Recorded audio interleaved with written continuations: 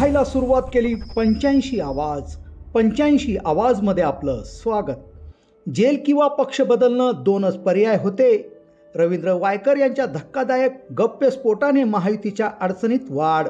माजी मंत्री रवींद्र वायकर हे उत्तर पश्चिम मुंबई लोकसभा मतदारसंघातून लढत आहेत. त्यांची लढत ठाकरे गटाचे उमेदवार अमोल कीर्तीकर यांच्या विरोधात आहे. दोन्ही शिवसैनिक आमनेसामने असल्याने या लढतीकडे अवघ्या महाराष्ट्राचे लक्ष लागले आहे. मुंबईत येत्या 20 मे रोजी मतदान होणार आहे, तर लोकसभेचा निकाल 4 जून रोजी लागणार आहे. त्यामुळे निकाल काय येतो याची सर्वांना उत्सुकता लागली आहे.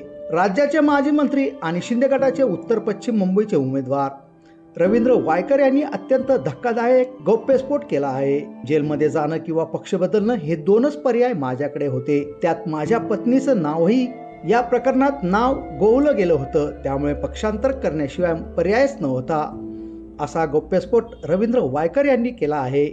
लोकसभा निवडणुकीचा प्रचार शिगेला पोहोचलेला असतानाच रवींद्र वायकर यांनी धक्कादायक गौप्यस्फोट केल्याने महायुतीच्या अडचणीत वाढ झाली आहे. रवींद्र वायकर यांनी एका वृत्तपत्राला मुलाखत दिली आहे. या मुलाखतीत त्यांनी धक्कादायक खुलासा करून महायुतीची झोप उडवली. माझ्यावर भ्रष्टाचाराचे आरोप झाले. चुकीच्या प्रकरणात मला गोवलं गेलं. त्यामुळे जेलमध्ये जाणं किंवा पक्ष बदलणं हे दोनच पर्याय माझ्याकडे होते. त्यामुळे मी जड अंतकरणाने मी पक्ष बदलला. माझ्यावर पक्ष बदलण्यासाठी प्रचंड दबाव होता. या प्रकरणात माझ्या पत्नीचंही नाव आल्यानं मी व्यथित झालो होतो.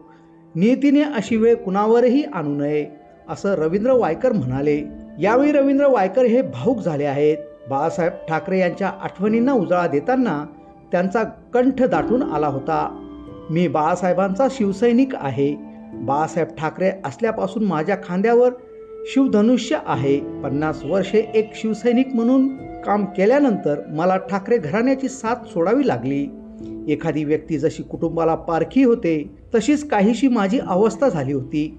हा नियतीचा खेळ आहे, असं वायकर म्हणाले. यावेळी वायकर यांनी त्यांच्यावरील आरोप फेटाळून लावले. सर्वोच्च न्यायालयानेच मला क्लीन चिट दिली, पण माझे प्रकरण राजकीय असल्याने माझ्यावर दबाव आला. मला तुरुंगात जाणं किंवा पक्ष बदलणं याशिवाय पर्याय नव्हते. त्यामुळे मला दुसरा पर्याय निवडावा लागला, असंही ते म्हणाले. रवींद्र वायकर ज्या उत्तर पश्चिम मुंबई लोकसभा मतदारसंघातून लढत आहेत, त्या मतदारसंघातील परिस्थिती काहीशी विचित्र आहे. या मतदारसंघात 2 शिवसैनिक आमनेसामने आहेत. रवींद्र वायकर हे ठाकरे गटातून शिंदे गटात आले. ते या मतदारसंघातून लढत आहेत, तर ठाकरे गटाकडून अमोल कीर्तीकर लढत आहेत. अमोल कीर्तीकर यांचे वडील गजानन कीर्तीकर हे या मतदारसंघातील खासदार होते. ते आता शिंदे गटात आहेत.